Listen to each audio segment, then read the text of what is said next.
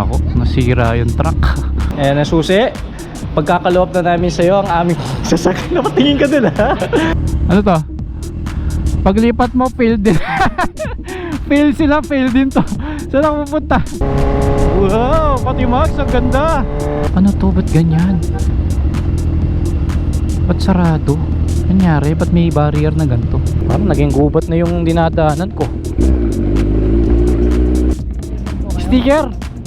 Anong sticker? Anong sticker? Sa motor po. Sa motor? Mukhang nakarimap pa. Ay hindi, yung jeep pala yung nakarimap po.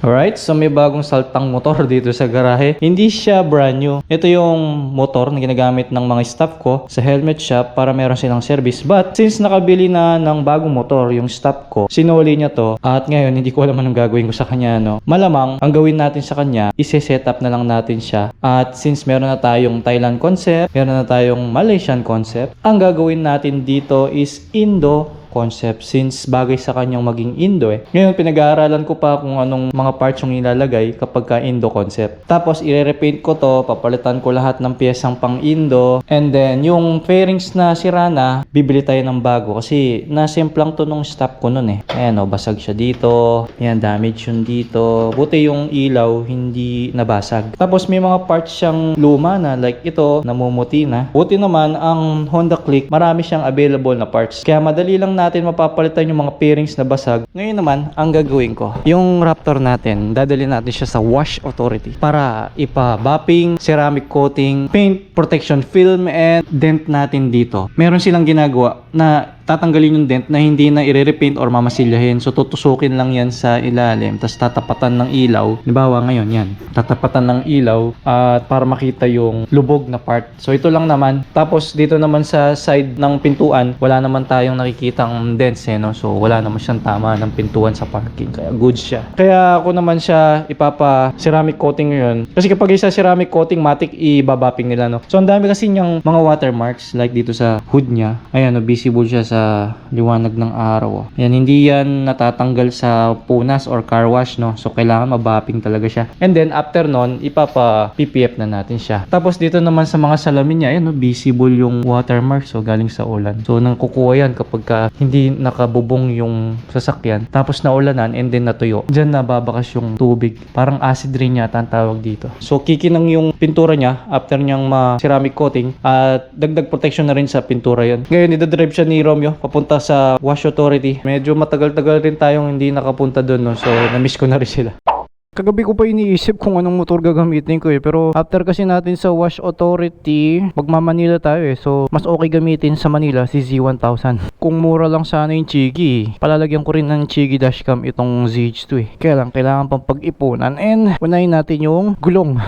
Nasa 20,000 kasi yung rear tire ng Z1. Siyempre mas importante yung gulong, di ba? So sulit ko lang yung gulong niya ngayon.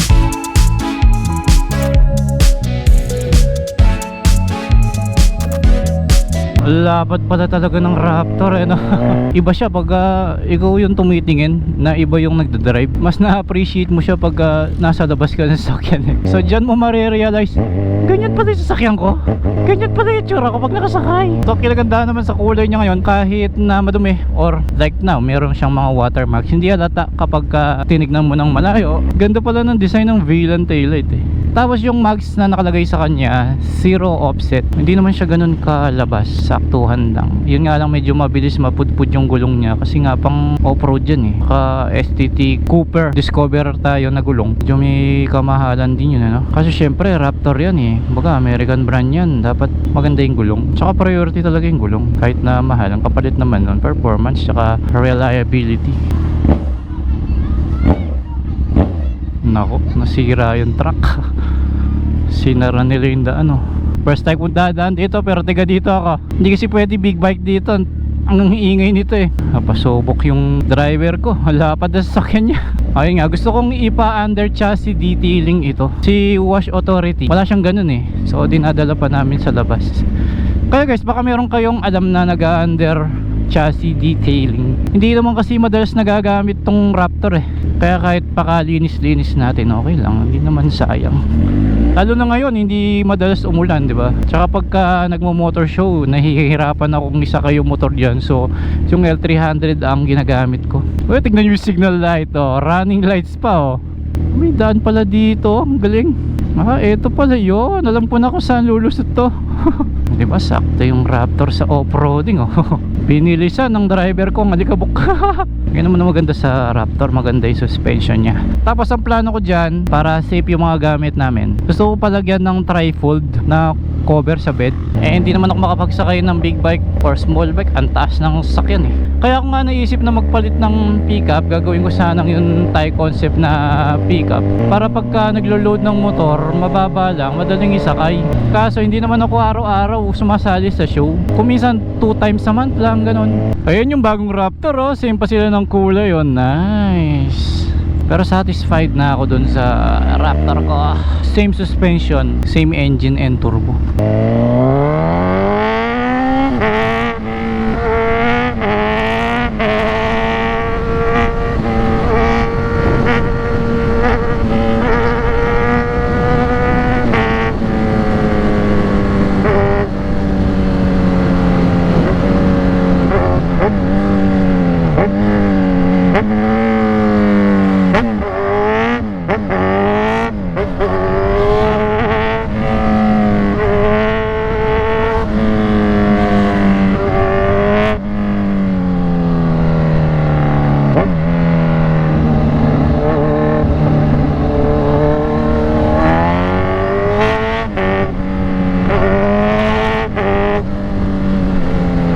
Ba may mga riders saan kaya sa pupunta, ng dami nila.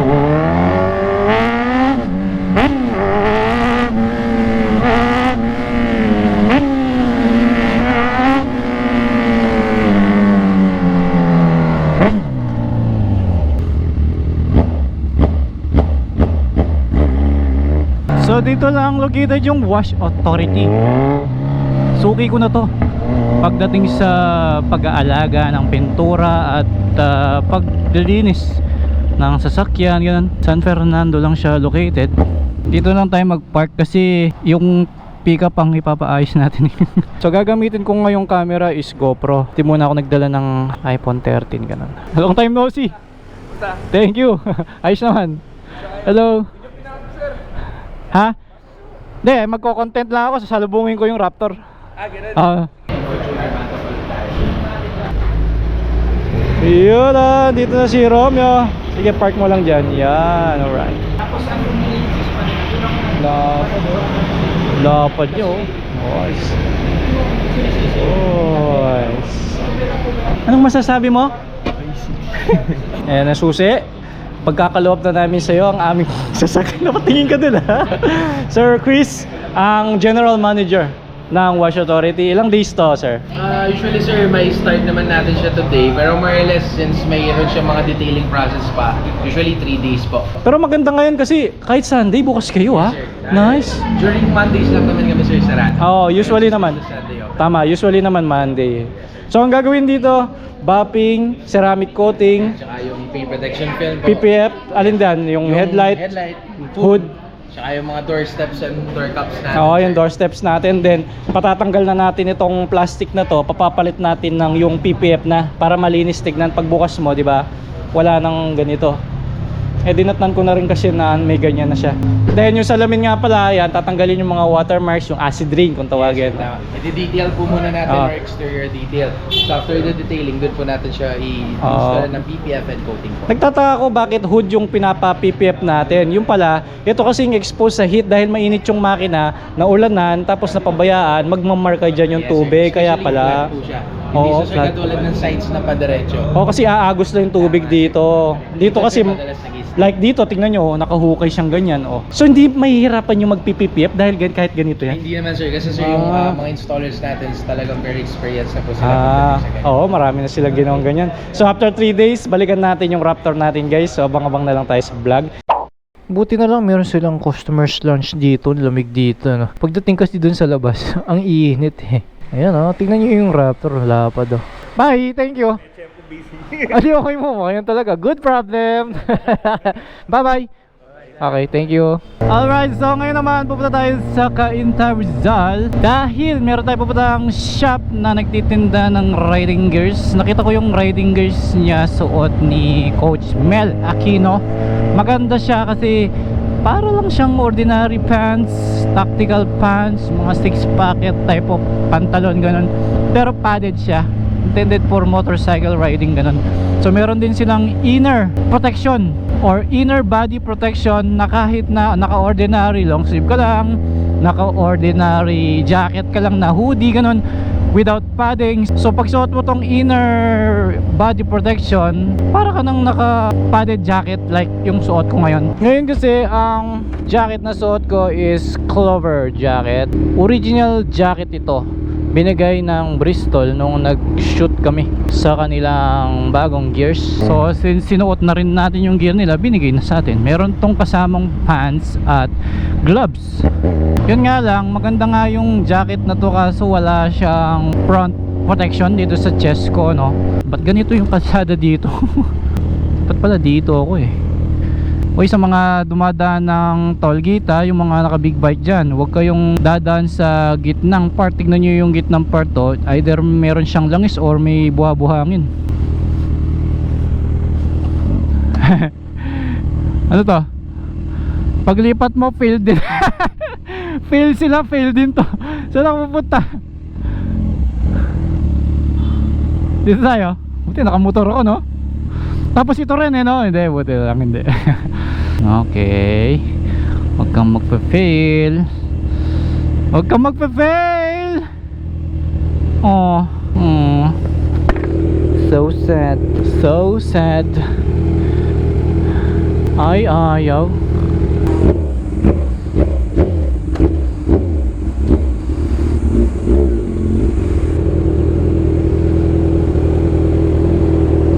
Bakit nagsabay-sabay? Try niyo po nang dumaan sa dulo.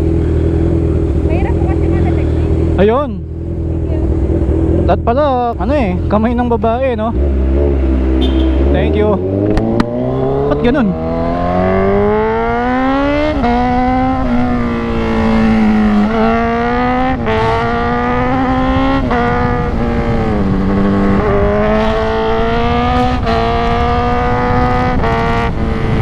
Uy, kakaiba yung Dodge, oh. Ganda ng kulay, oh. Iba-iba, nice. Wow, dami niyang ano, sticker sigurado to, oh. Nice, oh. Wow, pati Max, ang ganda. Cute ng taillight, oh. Parang mata ng alien. Aba, meron pa siyang blue sa ano. At saka yung tambucho niya, wow. Oh, ito ganito itsura ng Raptor pagka hindi nakalip kagaya nun sa akin. Okay naman, parang nabababaan lang ako, no. Ayan yung trifolds niya. Ayan, ganyan yung cover na gusto ko. Flat lang. Tapos secured yung gamit. Naalala ko, linggo nga pala ngayon. Kaya pala medyo marami-rami akong nakakasabay na nagra-ride dito sa expressway, no? Oh, ito, saan pupunta to? Pareho na Kawasaki, oh. Z900 and ZX6R. Tatlo pa, oh. Yung isa, anong motor yun? Ba't parang ang nipis? Anong motor yan? CRF, oh, CRF 300L.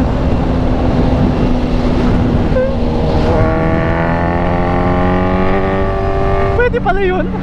Ito na yung pinaka-paborito kong part papasok ng Maynila. Itong kahabaan ng pa-exit na ng expressway pa towards to Balintawak. So kapag sumakay ka ng bus, isisigaw na ng konduktor, "Kamachile, kamachile, kamachile." Sinong kamachile dyan? Bababa na.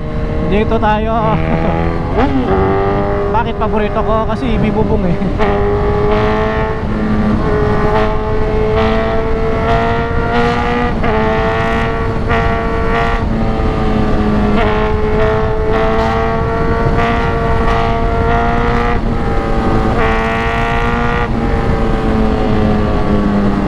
At ayun na nga, traffic na dyan. So hindi ko pa na-search yung pupuntahan natin, no? Cainta Rizal yun eh. Sigurado towards Cubao tayo, papasok tayo ng EDSA. Kung Cainta Rizal yun, parang papunta ng Marilaki siya, no? Isang bomba naman dyan. Madalas tumatabi ako sa may Balintawak Public Market para mag-search ng Google Map. Kasi nakakatakot baka ma-snatch ka dito no? Pero mukhang hindi naman kasi maraming tao dito. Tsaka may mga enforcers din dyan. Linggo nga pala, wala masyadong traffic. Nice. Ayun yung enforcer sa ilalim ng tulay. Pag dumaan ng Z1 tapos nakatayo ka sa tabi ng kalsada, dinig na dinig mo siya.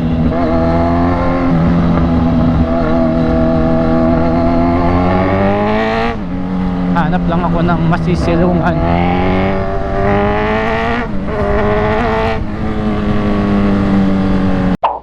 Na-search ko na yung pupuntahan natin. Yung binigay niyang address sa akin sa Messenger, parang hindi siya tindahan parang bahay yung binigay niya Baltimore Street, Brooklyn side ba yun? Brookside? Basta bandang Antipolo yun may gate pa village siya no? Siguro mas nag-focus sila sa online selling. Pagdating kasi sa mga riding gears, kailangan kasi i-fit mo yan. Kung online ako bibili, medium size yung bibilin kong pangloob na protection. Pero nung binigay ko yung size ko sa kanya, sabi niya small or extra small pala ako. So sipin mo yun. Kung hindi ka nagtanong or hindi nagsuggest yung nagtitinda, di ba? Nabangga niya yata yung kotse. 16 kilometers na lang from here, 47 minutes yung biyahe. Tagal 47 minutes. Tingnan nga natin kung totoo ang 47 minutes. Uy, naka couple helmet pa sila Aba, may taillight palang ganyan yung Ranger. Actually, pwede rin sa Raptor ko yun Pang F-150 yung design niya mas pero parang okay kung smoke color yung taillight niya. Ganito kasi yung stock. Ganito naman yung modelo. Ito naman yung Hilux.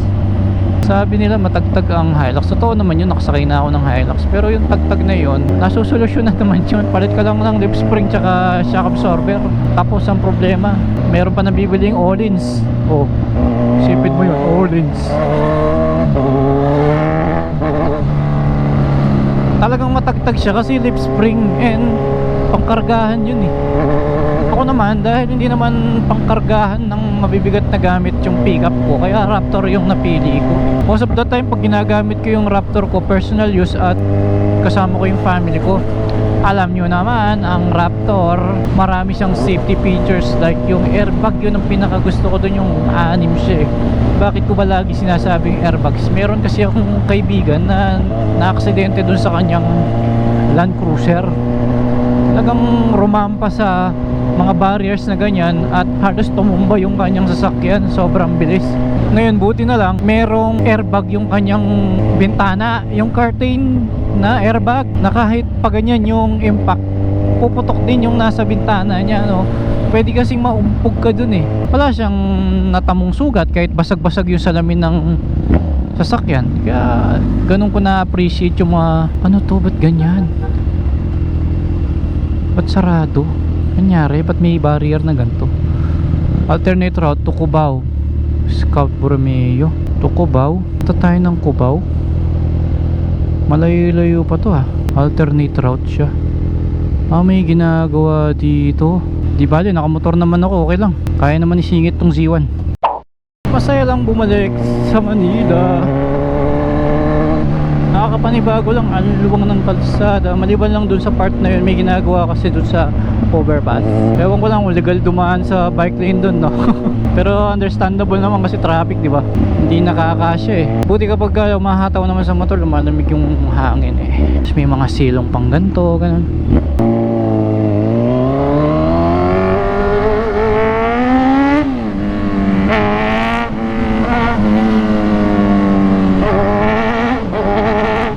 Sarap.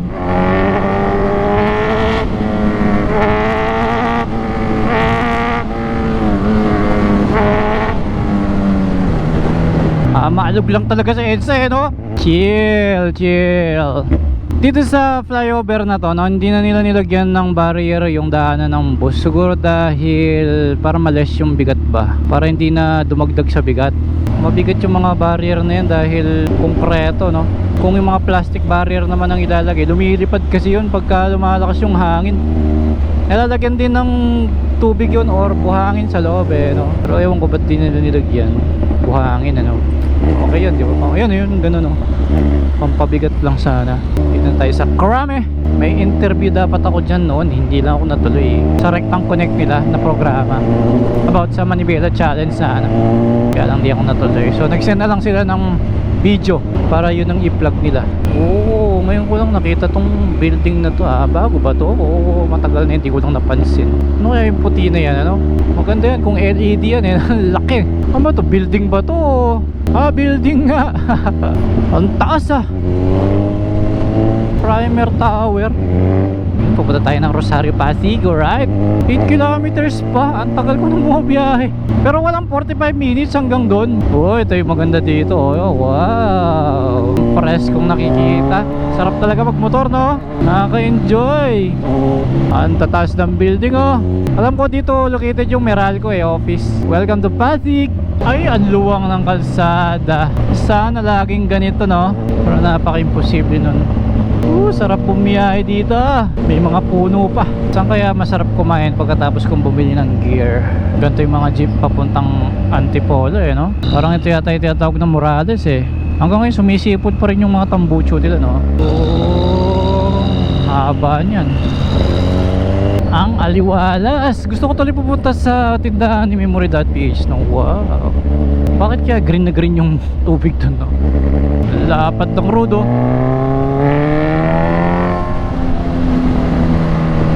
Anong motor to? Bakit kaya ang taas ng puwet? No? Ang taas, no? Parang Suzuki. No? Suzuki nga. Uy, ganda ng kulay ng NMAX, Apple green.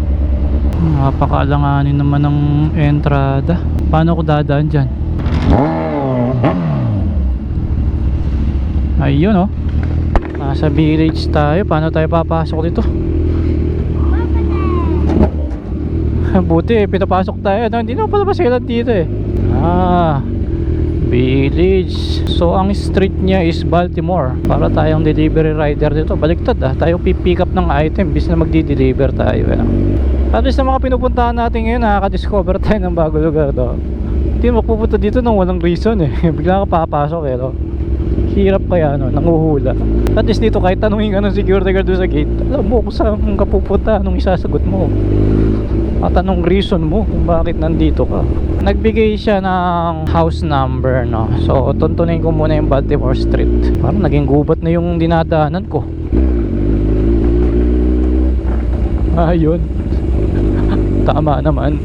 Luma na yung kalsada nila dito. Nagbitak-bitak na Ayan yung Baltimore Street Area 8 Baltimore. 1040 Baltimore. 1040. Lumabas sa map. Ang galing Nasa Google Map yung number nila. 1040. Ito yung 1040 Ito. Ito nga 1040. Ang laki. Hello sir. Ayos. Ayos bahay pala Okay lang. Kaya nagpapa-advise ako pag pupunta. Baka umalis, no? Baka wala. Okay. Kasi kami pa nag-aasikaso. Pasok. Ano po name ulit? Read, sir, read. Read. Eric pare. Okay, thank you, sir, thank you. Ganun ba? Kaya akala ko, may pinadeliver ka. Ano, hindi makatika dito Dito po sa sikat ko lang itong si Rick. Nakilala lang niya ako Nakakatuwa Oo, siyempre di naman ako taga dito. May nakakilala sa akin. Ayan ang sinasabi ko, yung susi. Ito, dami niyang bulsa Na-double check ko nga lang kung may nakalimutan ka dito. Sige. Cellphone lang naman, dala ko dyan. Nakuha ko na yung item. So, buti may garbage bag si sir. Ang dami kong binili. 3 pantalon. Ito yung pantalon sinuot ko. Na mamaya pakita ko sa garahe para may idea kayo. Tsaka super mura lang.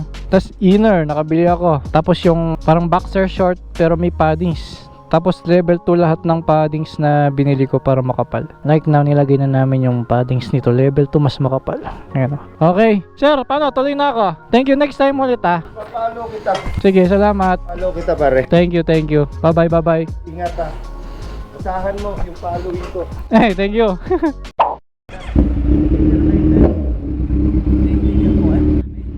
Sticker? Anong sticker? Anong sticker? Sa motor po. Sa motor? Sino? Picture po, pwede pa picture po. Sino? Si Raider po ba kayo? Reader? Reader daw. Sabi ko na ako eh.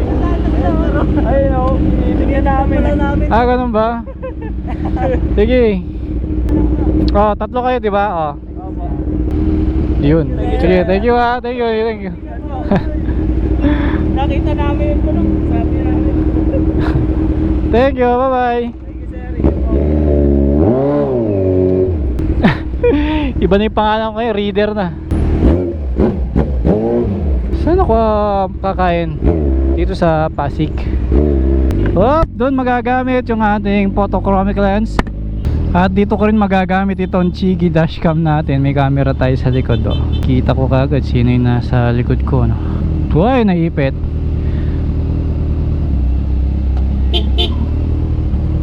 Thank you. Wala bang kainan dito? Woohoo, ang init. Eto, Burger King. Saan yung parking? Pwede naman siguro dito. Okay. Kain muna tayo dito. Whew. Init. Dito tayo. Whew. Thank you. Ano pangalan? Right now. Sir Aaron, thank you. DJP Castro. Ha? DJP Castro. Okay, thank you, thank you. Buti na lang may dala akong towel, no? Pinagpawisan na yung likod ko. Tapos malamig dito. Yun yung nakakasipon eh, no? Box, mainit na naman. Okay, let's go. Pampanga. Thank you. Tuloy na ako ah.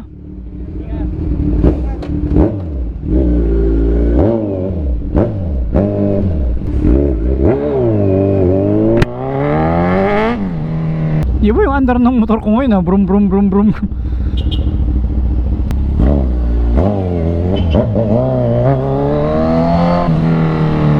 Taas ng Fortuner oh. Naka VLAN taillight din oh. Pati yung reflector niya sa bumper oh. Nilagyan ng ilaw. Mukhang nakarimap pa. Ay hindi, yung jeep pala yung nakarimap oh.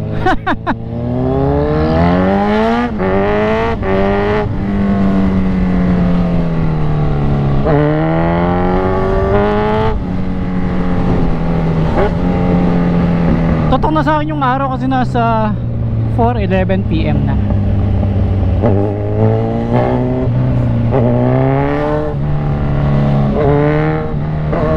Actually kahit hindi ka na mag Google Map dito, dire-diretso lang eh. Towards EDSA na to eh.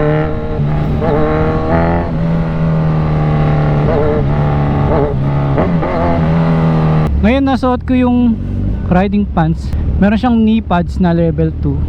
Ang kulang lang sa pantalon nila is yung waist pads. Ngayon may binili ako sa kanilang parang boxer shorts nga na mayroong waist pads. So lagay mo na lang. Eh nakakaya magbihis doon kaya di ko muna sinuot. Pero at least may option, di ba? Meron.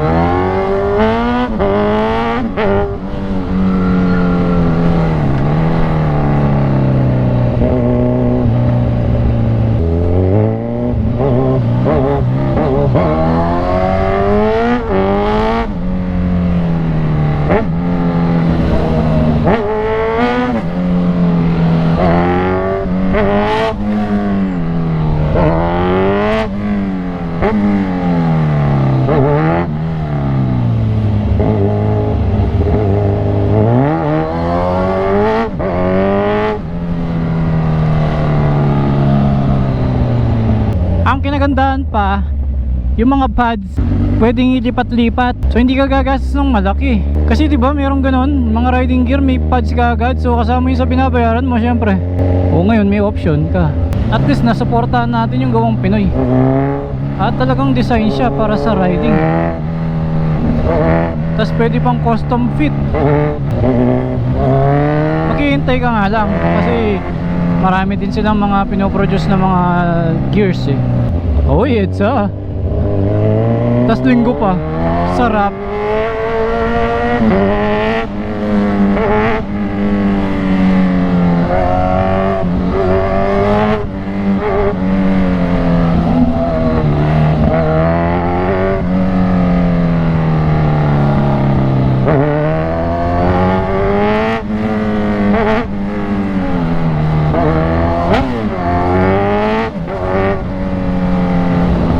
Kala mo sa camera smooth lang yung kalsada, pero sa totoo lang jumpy.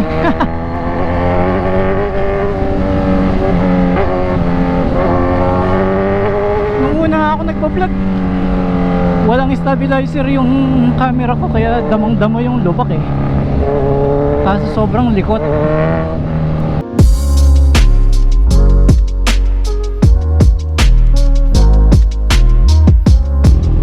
Para ako mag-overheat ah. Ano pa nga bang gagawin natin dito kung hindi bibili ng tubig? Dati kape yung binili ko dito eh.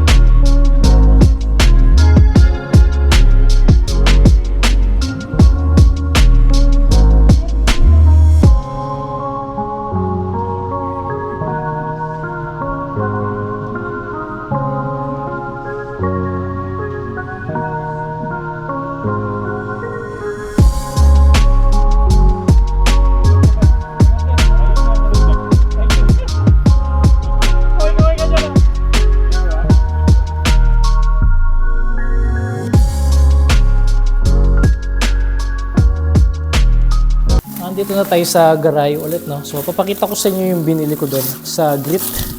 Ito yung isa, tatlo, apat na balot. Dalawa yung kulay na binili kong pang inner. Yung isa pure black, ito naman charcoal yung kulay. Combination siya ng black and dark gray. Tapos, ito naman yung mga paddings niya. Ito naman yung itsura niya pag nakalagay ng mga paddings. Ngayon, dahil nagba-back protection naman ako, so okay lang kahit wala na siya kagad. Ito yung back protection ko. Ayan, tapos meron siyang pang belt dito, yan, adjective, and then yun. Meron na back pro. Gusto ko tong back pro ito kasi mula dito hanggang dito sa lower back yung protection niya. Ngayon, kapag gamit ko ang Bergman, meron akong jacket dito na madalas kong ginagamit. Ito yung free sa Bergman na, for example lang, ito yung gagamitin ko. Hoodie jacket din ito. Ngayon, kunyari, magra-ride na ako gamit yung Bergman. Ayan, so casual lang. Parang wala kang paddings, no? So, at least, di ba, yung forma mo, hindi super full gear talaga. Casual lang, parang magmumuling or tatambay sa park, or mamalengke, mag-grocery. Ganito yung suot mo. Pero, meron kang protection. Hindi halata kasi manipis lang yung pang-inner natin. Tsaka, madaling matuyo. Tapos, bumili rin tayo ng pantalon na maraming bulsa. Ito yung sasabi ko, 10 yung bulsa niya. At ito naman yung paddings niya, level 2. Ayan. So kapag kalalabhan mo, pwede mo tanggalin. At kung magpapalit ka ng pantalon, gaya nito, gray at saka olive green. Ito. So, ilipat mo lang yung knee pad mo dito sa kabilang pantalon habang nilalaban mo itong isa. So, tatlo yung binili ko para palit-palit. Maganda siya kasi maraming bulsa, decent yung tignan, pang rider talaga. Pwede siya sa high cut boots or low cut. Ngayon, ang kulang sa pantalon na to is yung padding sa dewa. Kaya, bumili rin tayo ng pang inner. Ito parang boxer short lang. Tapos, ilalagay mo tong level 2 paddings niya. So, para meron kang protection banda dito. Ito yung itsura ng pants. Yung amos, pwede na, di ba? Ito naman yung itsura kapag local, okay na rin. Okay siya para sa kahit anong rider. Hanggang dito na lang, maraming salamat. At sa mga interested, visit lang kayo sa Grit. Ilagay na lang natin ang link ng Facebook page nila dito sa description ng video natin. Alright? Maraming salamat. Grit for Speed.